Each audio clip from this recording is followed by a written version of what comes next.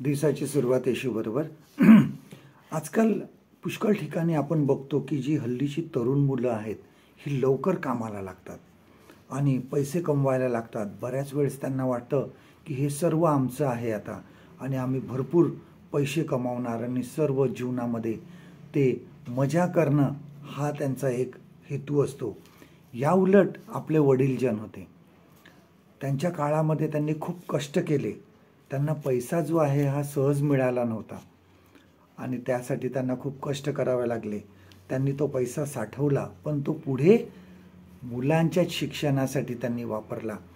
आपल्याच मुलांना त्यांनी स्वतःच्या पायावर उभा राहण्यासाठी वापरला. काही कमी पैसे असून सुद्धा त्यामधूनच त्यांनी नेहमी देवाला दान दिलं. देवाला प्रथम त्यांनी स्थान दिलं आणि देवाला प्रथम त्यांनी आपलं दान दिलं. पैसा किंवा जगिक सुख जे आहे हे सर्व देवापासून आहे. हे सर्व माझे आहे किंवा आपलं आहे, मी कमवलेलं आहे, हे असं कधीही समजू नका. जे देवापासून आहे ते देवाला परत द्यायचं आहे. आपली नोकरी किंवा आपले जे कलागुण आहे हे सर्व देवापासून आपल्याला मिळालेले आहे. आशीर्वाद जे आहे हे सर्व आपल्याला देवापासून मिळालेलं आहे. हे सर्व जे दिलेलं आहे हे देवाचं दान आहे आपल्यासाठी आणि आम्ही ते इतरांसाठी वापरलं पाहिजे. देवाच्या कार्यासाठी आम्ही ते वापरलं पाहिजे. आपण चर्चमध्ये सुद्धा बघा, दानावर प्रार्थना करताना आपण काय म्हणतो की जे तू दिलेलं आहे त्यातूनच आम्ही तुला देत आहोत. अशा प्रकारची आम्ही प्रार्थना करतो, कारण सर्व काही देवापासून आहे.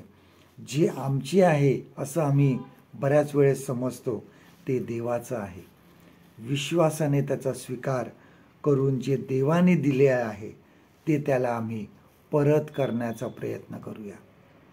आजचं देवाचं वचन आपल्यासाठी हे आहे, पहिले इतिहास ह्याचा 29वा अध्याय आणि 14वा वचन. 1 Chronicles chapter 29 and verse 14.